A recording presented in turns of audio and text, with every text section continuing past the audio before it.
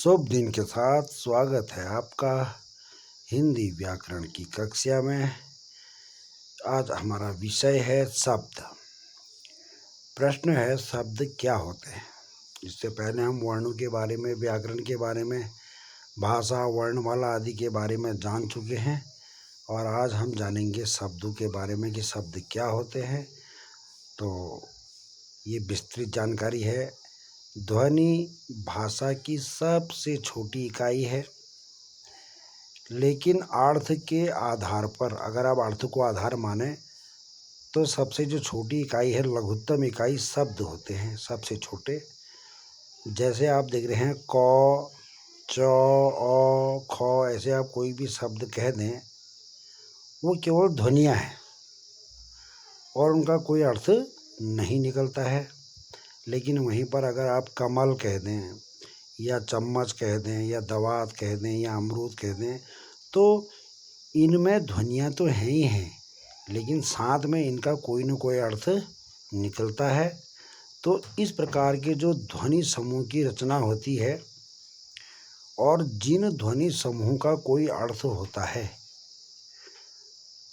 तो इस प्रकार की सार्थक ध्वनि या ध्वनि समूह ही शब्द कहलाते हैं।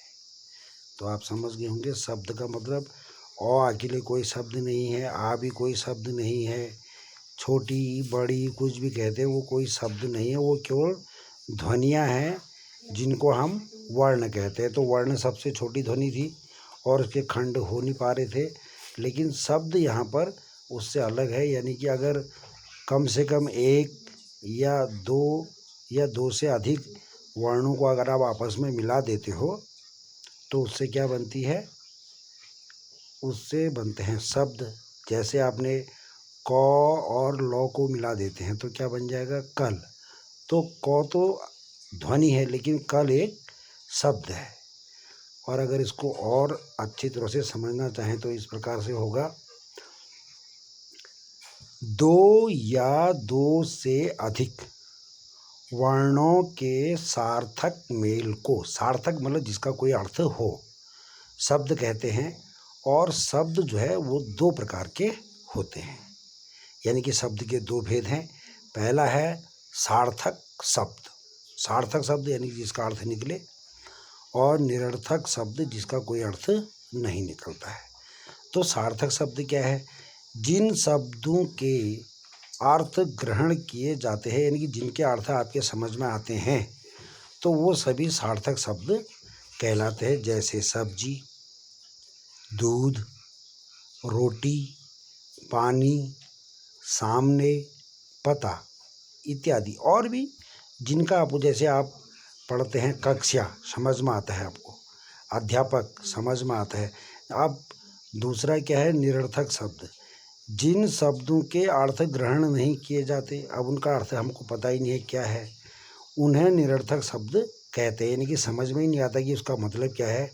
और इन शब्दों का प्रयोग सदैव सार्थक शब्दों के साथ ही होता है और यह इनके साथ ही लगकर ये अपना अर्थ निकलवा लेते हैं। जैसे आप कहते हैं ना, अरे मैं नहीं खा रहा हूँ रोटी होटी।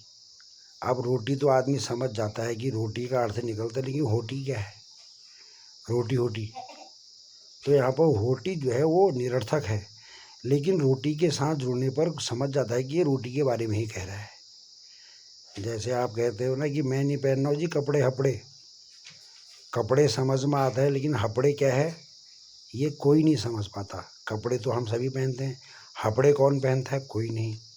लेकिन कपड़े हपड़े एक साथ कहने पर आदमी ये समझ जाता है कि कहीं ना कहीं ये कपड़ों के बारे में ही कह रहा है। तो इस प्रकार से शब्द आप समझ चुके हैं कि शब्द क्या है।